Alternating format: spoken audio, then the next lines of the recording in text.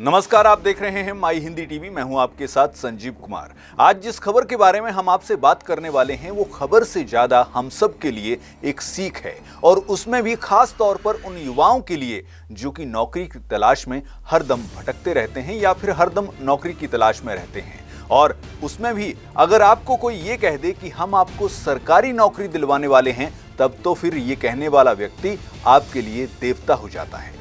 लेकिन यहीं आपको गौर करने की जरूरत है, क्योंकि ये देवता दिखने वाला व्यक्ति जो है कब दानव बन जाएगा आपको पता भी नहीं चलेगा, और आपका यूज कब फर्जीवाड़े के लिए हो जाएगा इसका भी आपको पता नहीं चलेगा। क्योंकि इस तरह के लोग जो होते हैं, आपराधिक प्रवृत्ति के जो लोग होते हैं, उनका काम यही होता है कि वो लोगों की भावनाओं से खेलते हैं और जो आपकी कमजोरियां हैं, जो आपका कमजोर पहलू है, उसी पर वो वार करते हैं। यकीन नहीं आता तो भिवानी से खबर आई है, उसको आप जान लें और फिर आपको महसूस होगा कि किस तरह से लोग जो हैं नौकरी दिलाने के नाम पर एक बड़ा फर्जीवाड़ा जो है लोगों ने कर दिया। हालांकि आज वो जेल में हैं, लेकिन कुछ लोग ऐसे भी हैं जो उनके फर्जीवाड़े का शिकार हुए। आखिरकार क्या पूरा मामला है, चलिए आपको बताते हैं। तो बात करते हैं कि आखिरकार हरियाणा के भिवानी में क्या हुआ।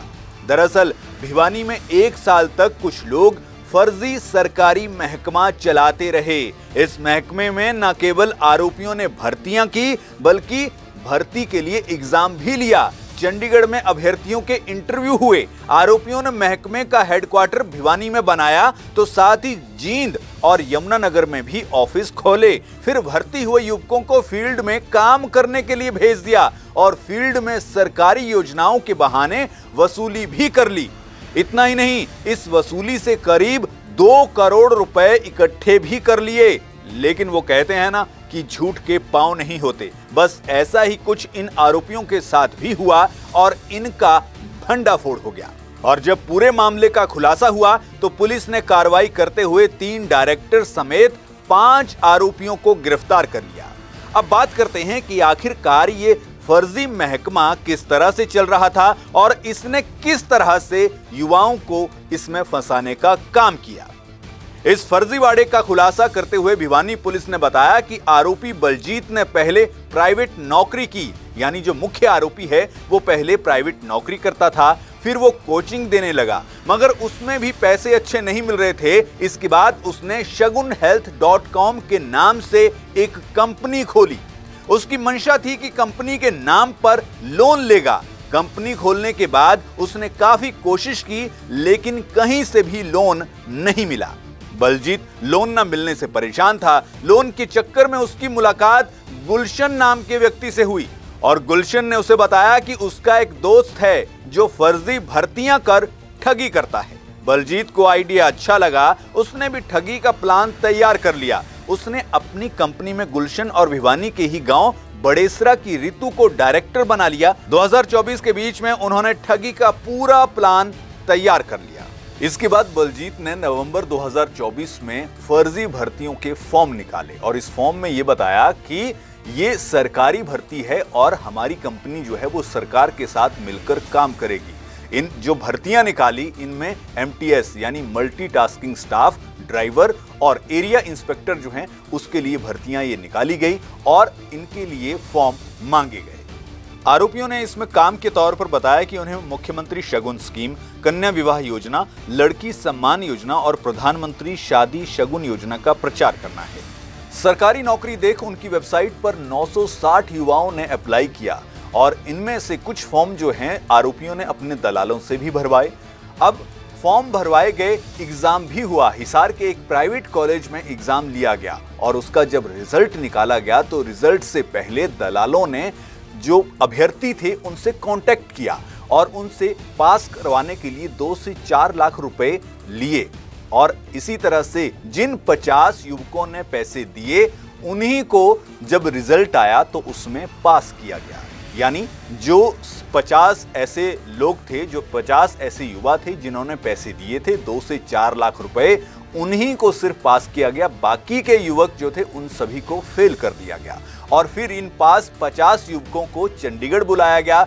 चंडीगढ़ में इनकी ज्वाइनिंग हुई और ज्वाइनिंग के बाद इनकी ट्रेनिंग हुई। ट्रेनिंग के बाद इनको बाकायदा आई कार्ड दिए गए, ज्वाइनिंग लेटर दिया गया और फिर इन्हें फील्ड में काम करने के लिए भेज दिया गया। अब जिन लोगों को इन्होंने भर्ती किया था, जिन युवाओं को इन्होंने भर्ती किया था, उनमें एक भिवानी का जाटू लोहारी गांव का नीरज नाम का युवक भी था। जब वो फील्ड में गया और लोगों से बात कर रहा था तो उसे एक सरकारी कर्मचारी, यानी जो एक्चुअल में सरकारी कर्मचारी था, वो उसे मिल गया। दोनों में बातचीत हुई। तो बातचीत जब हुई और नीरज ने जब अपने काम करने के तरीके के बारे में बताया तो फिर उस असली कर्मचारी ने बताया कि ये जो काम का तरीका है ये सरकारी काम का तरीका नहीं है और ये जो कंपनी आप बता रहे हैं ये कंपनी फर्जी है। इसके बाद नीरज के मन में भी शक हुआ, क्योंकि उस कर्मचारी ने, जो एक्चुअल में सरकारी कर्मचारी था, उसने ये बताया कि कोई भी योजना जो है उसको इस तरह से लागू नहीं किया जाता है, उसमें इस तरह से काम नहीं किया जाता है, आपका तरीका जो है वो पूरी तरह से गलत है और ये जो कंपनी है ये भी फ्रॉड है, ये भी गलत है, आप गलत काम कर रहे हैं।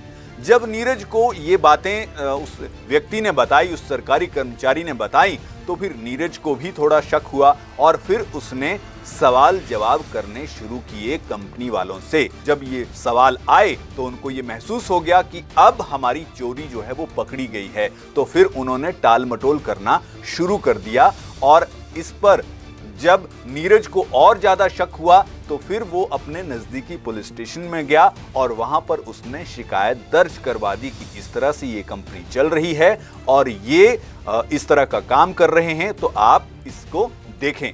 जैसे ही पुलिस इसमें इन्वॉल्व हुई और पुलिस ने अपनी छानबीन की तो पुलिस को ये पता लगा कि ये सब जो है ये फर्जी है और ये फर्जी ही तरीके से भर्तियां हुई हैं। ये जो भी जितना भी ये सारा सब कुछ चल रहा है ये पूरा एक फर्जीवाड़ा है।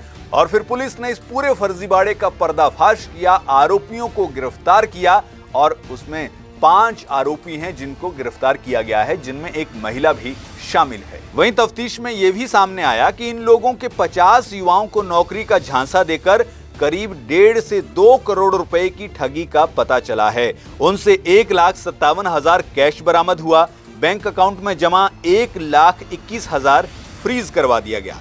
इसके साथ ही 2 चांदी के सिक्के, 2 अंगूठियां, 13 मोबाइल, 11 पासबुक, 43 रजिस्टर और 8 पेमेंट स्लिप भी बरामद हुई हैं। अब फिलहाल ये आरोपी जो हैं वो पुलिस की गिरफ्त में हैं और इनसे और ज्यादा जानकारी जो है पुलिस जो है वो जुटाने की कोशिश कर रही है, पूछताछ कर रही है। लेकिन इस खबर से, जैसा कि हमने शुरुआत में कहा था कि ये खबर से ज्यादा एक सीख है और सीख ये है कि आप किसी पर भी यूं ही आंख मूंद कर विश्वास ना करें। हो सकता है कि आपको किसी भी, ये तो नौकरी की बात है, उसके अलावा भी जिंदगी में कई बार ऐसा हो जाता है कि हमें बहुत सारी चीजों की जरूरत है और ये आरोपी जो हैं, ये इस तरह से क्रिमिनल माइंड के जो लोग हैं, ये बस इसी बात की ताक में रहते हैं कि आपका जो कमजोर पॉइंट है वहीं पर हिट किया जाए। इस तरह से ऑनलाइन ठगियां जो हैं आजकल इसी तरीके से हो रही हैं और ये भी एक तरीका है लोगों ने जो अपना लिया है कि हाँ, किसी भी तरह से लोगों को ठगना है तो ये ठगी का ही एक तरीका है। ऐसे में जरूरत यह है कि आप खुद को होशियार बनाएं और खुद को इतना सतर्क जरूर बनाएं कि कोई भी आपका गलत तरीके से इस्तेमाल ना कर सके। जरूरत आपकी है लेकिन आपकी जरूरत का कोई गलत इस्तेमाल ना करे, इतना आप जरूर सोचें। बहरहाल आज बस इतना ही, लेकिन इस खबर से सीख जरूर लीजिएगा। नमस्कार।